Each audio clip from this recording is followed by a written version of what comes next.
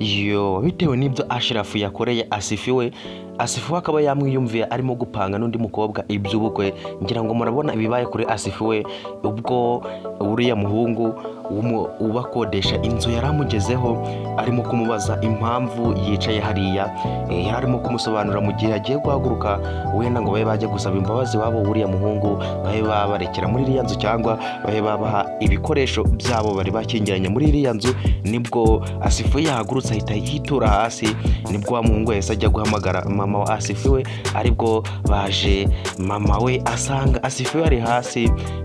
Muri make ntago yarazi icyo yabaye, nibwo yakomeje gutabaza Imana avuga ngo Mana koko niba waranyumvishe, niba uzi ko nkukorera wamfashije umwana wanjye akaba yaba muzima. Yakomeje asaba Imana, ariko mwabonye ko byagezaho Asifiwe akazanzamuka. Amubajije icyatumye biriya biba, yamubwiye ko ari uko Ashraf yamukoreye biriya, akaba yamwiyumviye arimo kubwira undi mukobwa ko amukunda, ndetse arimo kumubwira ngo bapange iby'ubukwe vuba ahangaha. Reka ngusabe weho utari wakanda subscribe kuri runo rubuga kugira ngo uyikande ndetse ufungure n'inzogera kugira ngo tugende dukomeza kuba umuryango mugari twiganira kuri filime yacu Igeno Series, ibintu birushaho kuba byagenda neza, turushaho kugenda tunasobanukirwa akantu ku kandi. Ubwo rero Asifiwe yasobanuriraga mama we buri kimwe, amubwira uko yagiye ageze ku muryango agiye kureba icyo Ashraf yabaye, nyuma yuko Asifiwe yarageze iwabo kwa Ashraf, maze mama wa Ashraf akirukana Asifiwe.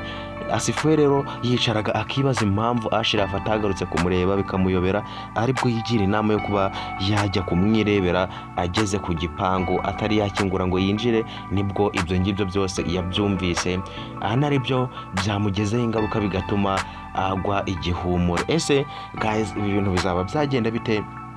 Tubona ko harimo urujijo. Mwarabibonye ukuntu Ashraf yahise akurikira Asifiwe, maze arimo kumubwira ati unyumvishe, wakumva ko biriya bintu atari byo. Ariko ngira ngo mwabonye ko Asifiwe yanze kuba yamwumva, yanga kuba yamutega amatwi, ndetse aramwihorera, ntihagira n'ikintu yakwemera ko amubwira.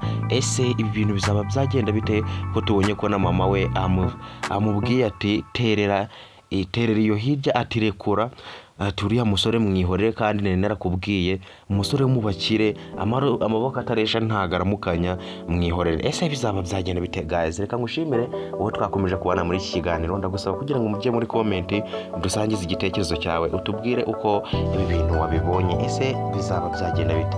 Ciao ciao, ndabakunda cyane, naho utaha.